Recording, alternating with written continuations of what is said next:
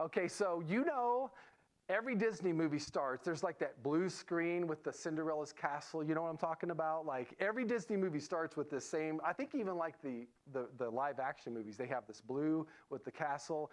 There's a jingle that plays behind that scene that's, kind of this kind of musical, kind of like opera music, kind of classical music sound. What movie did that song that's played there, do you know what movie that's from? What song that is? Yes! Impressive. When You Wish Upon a Star from the original classic, animated classic, Pinocchio. You did? That's impressive. That is, okay, so now you're thinking Pinocchio. I want to talk about Pinocchio for just a minute. So Pinocchio was a wooden puppet. And he was made by the toy maker Geppetto. And so one night, the blue fairy shows up and actually brings this wooden puppet Pinocchio to life. And she says to Pinocchio, if you will be brave, truthful, unselfish, then through this, you could become one day a real boy. And so that's what Pinocchio, this wooden puppet, sets out to do. He's trying to, be all of these things, and he is tempted. He runs into Honest John and Stromboli, and they try to kind of get him enlisted into show business and the bright lights and all the fame of this kind of life in theater, the puppet show. But Pinocchio comes to his senses, and he proves himself and becomes a real boy. That's the story for Pinocchio. And so as we are in this second chapter of the 12 Rules for Life book, that's actually where we're going to be. And the title of this second chapter is this: Treat yourself like somebody you're responsible for helping. Treat yourself like somebody you're responsible for helping.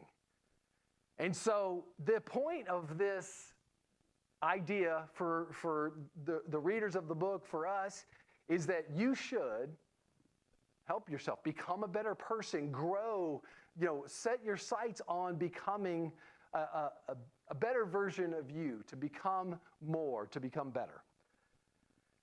And if you think about this, Pinocchio is a great candidate for the advice that's given here. He's a wooden puppet who's given this opportunity to become a real boy.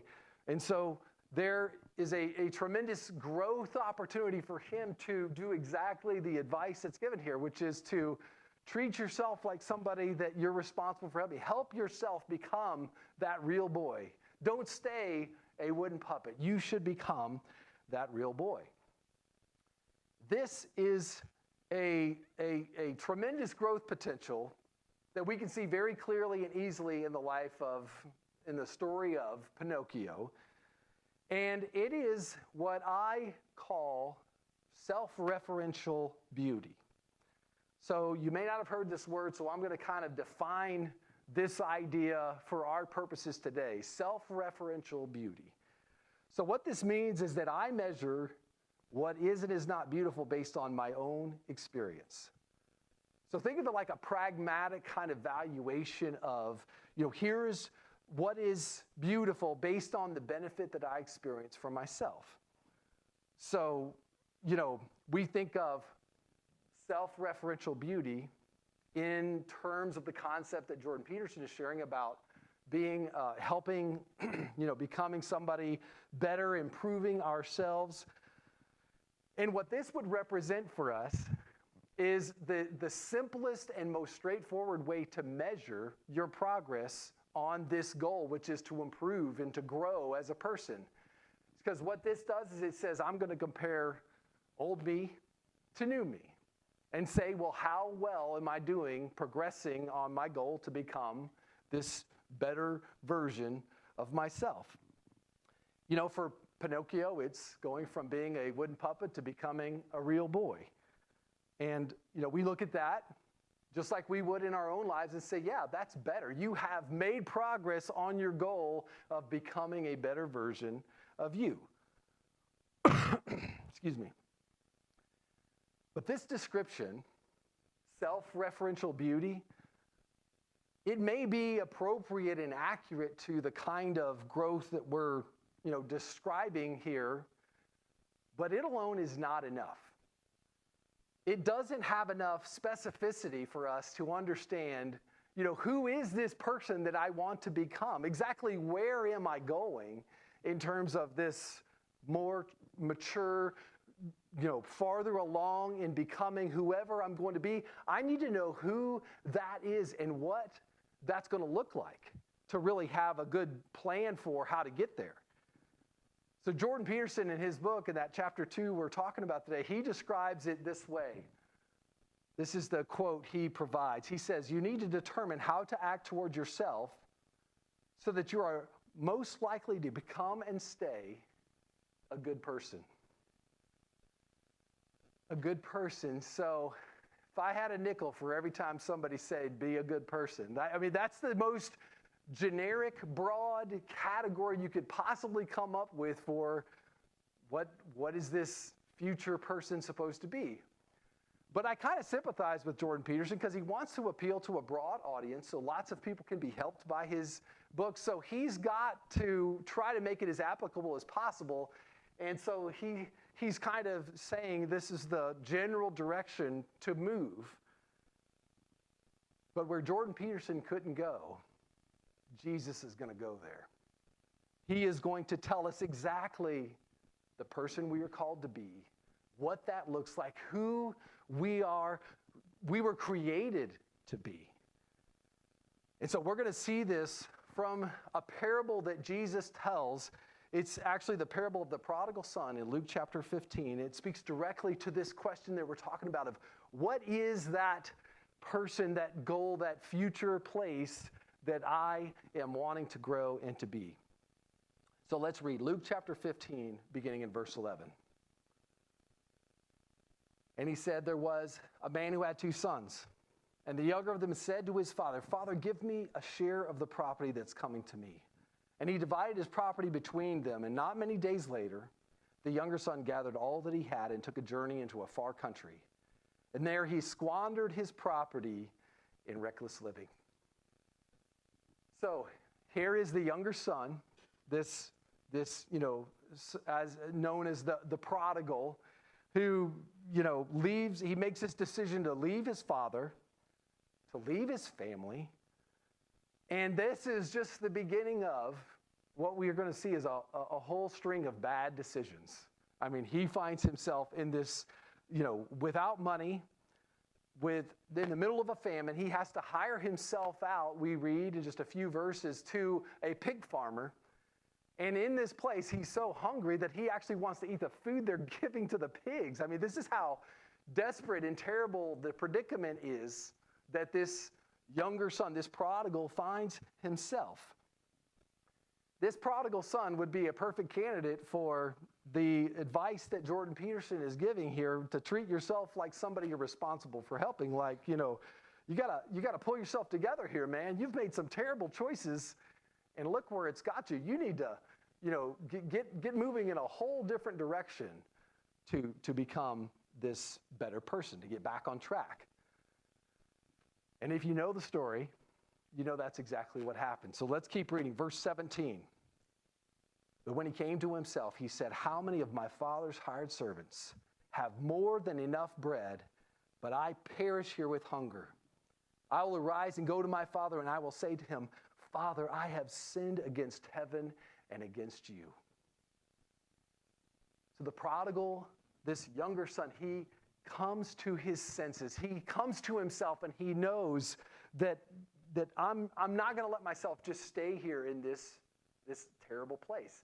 I am going to make this change. I'm going to go to return home. I'm going to face the music for my bad decisions of leaving my father, and I'm going to whatever it takes, I'm going to make a good choice, and I'm going to do something with my life. And when he arrives, of course, the father receives him with open arms. And his father says to him, my son was dead and is alive again. So he is welcomed in by his father. So the prodigal son does the work. He makes the steps to make himself a better person, to improve his situation.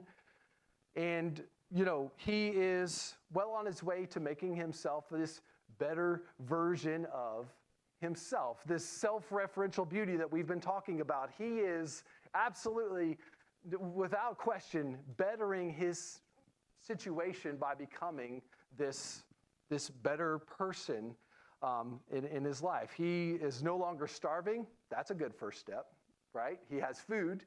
He's been reunited with his family, absolutely better. He's got all this celebration around him. So we have a great picture of this becoming better and better in this idea of self-referential beauty. But there's more here that Jesus wants to teach us in this parable, which becomes clear in the second half of the parable. So let's keep reading. Verse 25. Now his older son was in the field, and he came and drew near to the house, and he heard the music and dancing, but he was angry and refused to go in. His father came out and entreated him, but he answered to his father, "Look, these many years I have served you, never disobeyed your command, yet you never gave me a young goat that I might celebrate with my friends." So here is the older brother to this younger brother who was the prodigal, and he returns. But this older brother is not nearly as willing to forgive the younger brother the way that his father had. And so he refuses to go and celebrate. And he's effectively saying to his dad, what this dirtbag did to our family? Like, he's not welcome here. Why are you doing all this? This is not right. That's the attitude of the heart coming from this older brother. And what we find out is this was the entire point of this parable that Jesus was telling. So if you rewind in Luke chapter 15 where we find this parable, you read in verse 2 that the Pharisees grumbled at Jesus because he receives tax collectors and sinners. And so the Pharisees were the older brothers in this parable that Jesus was speaking to. And the tax collectors and sinners, as they were so called, were the ones that were the younger brothers that were returning to the Father. And the older brothers weren't happy about it. And so Jesus specifically tells this parable to this group of people to say, you were wrong. You should have rejoiced with your father over this great development of them coming. But Jesus telling this whole picture of you were in this wrong place, of the purpose of this parable, is a revealing of, this bitterness that the older brother had towards his family, of the evil place that his older brother was in fact in. And this is not what we expect to hear. Think about, if you didn't have Jesus' commentary coming in, if you just knew the situation of the older brother and the younger brother, and you saw the actions of the older brother, you wouldn't expect this to be where Jesus was going with this parable. You think about what the older brother had done, and you think, why would Jesus say he is wrong? Why is that the impression that's being given that he had done wrong? He didn't leave his father. He was still a contributing member of their household, doing the work, productive member. He was probably in the older brother, as he's doing all this work at his household, he's probably adding to his inheritance because he's building this empire. So, from the outside looking in, he's doing everything we would expect for someone in his position to be doing, to be growing and becoming this better person. And the younger brother, in terms of what we've been talking about today, self-referential beauty, he was, of course, making his life more beautiful. He was reunited with his family. He had this new productive place in far as having food and being secure. But he was essentially looking a whole lot more like the older brother. Almost like this was kind of the goal And this was where the younger brother was coming to. But there's something else going on here that Jesus is trying to show us. Because Jesus looks at the prodigal in his waywardness and the older brother in his position as we see it revealed in Luke 15, and he says that they're both wrong. So here is the truth that I want you to see in Luke 15. I'm going to go ahead and show it to you here on the screen to show you the concept, and then I'm going to explain a little bit more about what it means and apply it to our passage. So this is the truth that I want you to see today. If you're a note taker, this would be the thing you want to write down. Self-referential beauty is truly beautiful only if it also has derived beauty. Now, I want to explain what is meant by derived beauty, and then I want to apply it to what we see in Luke 15. So first, derived beauty. So here is a definition for derived beauty. It's something that has beauty that is seen and understood in reference to something else. Oxford Dictionary defines this word derived this way: to base a concept on a logical extension of another concept. So when you think about this derived beauty, it's that, in and of itself, there may be some degree of standalone beauty, kind of, what we're calling self-referential beauty. You have this kind of standalone beauty that you see. But the virtue and beauty that we're talking about in this derived beauty is with reference to, it's this logical extension of its beauty compared to something else. So let me explain this with an example from the world of sports. And specifically a football player named Tim Tebow. So I don't know if you guys know who Tim Tebow is. He's kind of turned into a modern-day Kirk Cameron, kind of this Christian celebrity guy that goes around talking all the time. But he used to be a football player, actually, quarterback, played for the University of Florida. And he was, in fact, one of the greatest quarterbacks in college football history. And he, to look at this guy, Tim Tebow, he was great as a quarterback, but you can't really understand his greatness without understanding the situation that he found himself in. So let me explain. This guy, he was a great athlete. Big, strong, fast, rocket arm. I mean, he could throw the football. This guy was a great athletic specimen. He was also a tremendous leader. I mean, this guy, he was fiery. If you ever saw the speech he gave after their one loss in this 2000, I think it was the 2007 season. I mean, this guy was a firebrand. I mean, he would fire his team up, and the people liked him. They would follow him. And this is a huge asset for a college football quarterback, because you're trying to get all these kids to buy into the system and go take the field and do the thing that they're, as a team, trying to do to rally. So you take this guy, Tim Tebow, and all of these great athletic qualities, and you put him on the University of Florida football team when they had just hired this new coach named Urban Meyer. Now, Urban Meyer, he had been a coach at this other major college football program, and he had this super innovative offense. It was kind of out of a shotgun set, and you could run the ball, you could throw the pass, or the quarterback could keep it and run. So it was very innovative, hard to defend. But in order to be able to run this offense, you had to have a very specific kind of quarterback to run it. In comes Urban Meyer's prize recruit, Tim Tebow. And so Tim Tebow comes in, and he has the perfect skill set. He has, the rocket arm. He can throw the ball. He can do the quarterback plays that he needs to do. But he's also this big physical guy with great speed and athletic ability, so he could run. He was this threat on the perimeter where he could run the ball, and he could make this offense work in a way like few quarterbacks could. And he was also an incredible leader. So Tebow, because he was such a great leader, he could take this new coach and his crazy harebrained scheme of this innovative offense and get the team to buy in and say, listen, guys, this is what we're doing. Let's run this play, and we're going to score. And they did.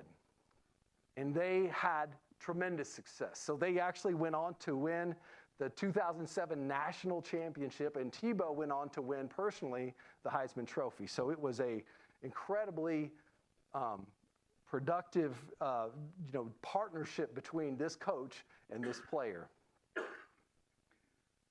What Team Tebow had as a football player and as a quarterback was derived beauty. He was, as an athlete, great as an athlete. He definitely had what we're calling self-referential beauty. But to really appreciate that, you have to look deeper, because if you followed Tim Tebow's career, he went to the NFL the next year. He played like one season as a quarterback and flamed out. Just his game didn't translate. He didn't have the kinds of things that they expected to see in an NFL quarterback. But he was so good in college, which shows you to truly appreciate the beauty of this athletic ability that he had, this great football ability that he had.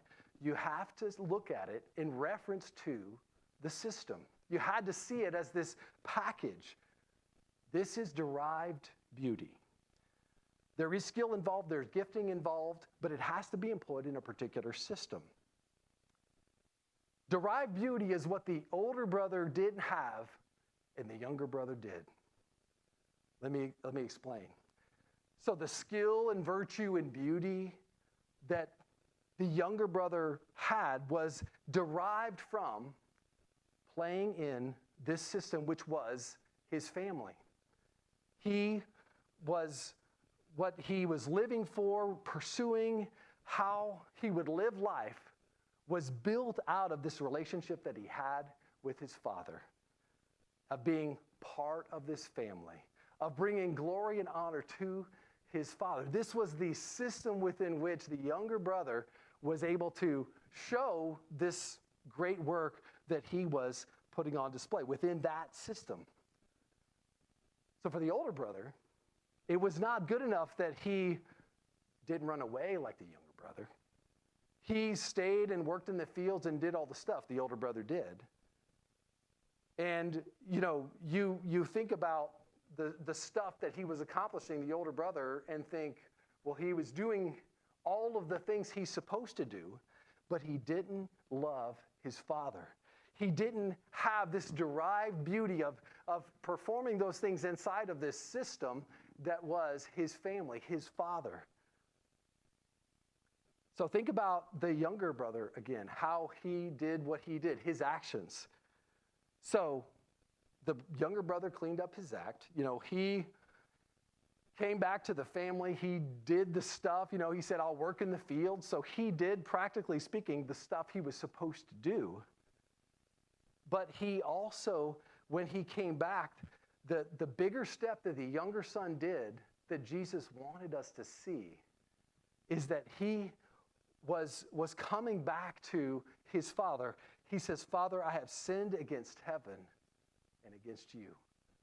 He wanted to be reconciled to his father. He wanted to be part of this family again. And the virtue and beauty of all of these things that he did in becoming this productive member of the family, the beauty of that was found inside of this love that he had for his father, the desire that he had to come back and be part of this family. Now we think, when we read something like chapter 2 of Jordan Peterson's book, we've been talking about, to be a better person, to improve yourself, we think that's enough. That, if I can become a better version of myself, if I can grow as a person, that it's enough. And Jesus says it is not. He says, there is more in this parable. He's saying that older brother, he didn't have the right answer. There is more to it than just doing the stuff. Think about that temptation for yourself. Is that where you are? Where it's like, got a good career, all my needs are met, food on the table, everything's going just fine. I'm growing as a person, perhaps, and you think it's enough. The only way that self-referential beauty of you becoming this better version of you is in fact truly beautiful is if it also has this derived beauty. If it's in the reflection of this place, of you inside this family, of you inside this relationship, a reflection of this relationship with your Father in heaven, that he would be glorified. Now think about the older brother and the younger brother.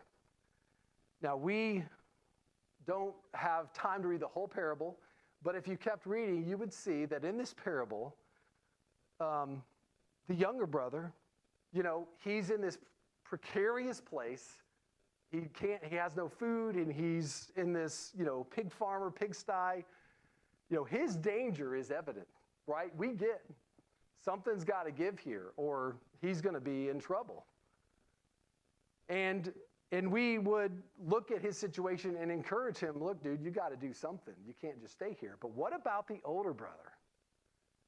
You look at him, and for us, it would be hard because he has everything he needs. He's content. He's got all these different things.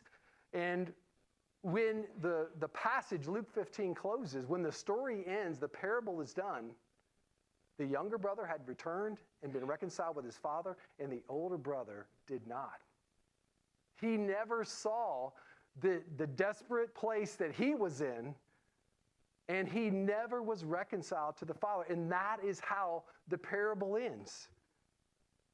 The older brother is still angry, still refusing to go in to his peril. And this is such a dangerous place to be. And in Luke 15, this passage, you don't get as much of a behind-the-scenes look at truly how dangerous this place is. But Jesus tells this same group of Pharisees another parable to try to unpack how dangerous is this place. And this parable that Jesus tells is about a vineyard owner. He builds a vineyard. He lets it out to tenants. And after many years have passed, the owner of the vineyard comes back to ask the tenants for some of the fruit of this vineyard. And those that were the tenants there at the vineyard, they send the servant away empty-handed. And so the master again sends another, and time and again they send them away with nothing. Until finally the vineyard owner decides, this time I will send my son, my only son. And they will respect him. So what happens when these tenants see the son? Luke chapter 20, verse 14. When the tenants saw him, they said to themselves, this is the heir. Let us kill him so the inheritance may be ours. They don't just send the son away empty-handed. They kill him. This is the picture of the Pharisees. These same Pharisees that we're talking about, they had rejected God, and they had instead set up this religious system where they sit in the high places. They get all the power and all the respect, and anyone that tries to challenge them and their position, like Jesus, the Son of God, well, they will not receive, they will ultimately kill this son that had come. So listen to the rest of this parable that Jesus says. What will the owner of the vineyard do to them? He will come and destroy those tenants and give the vineyard to others.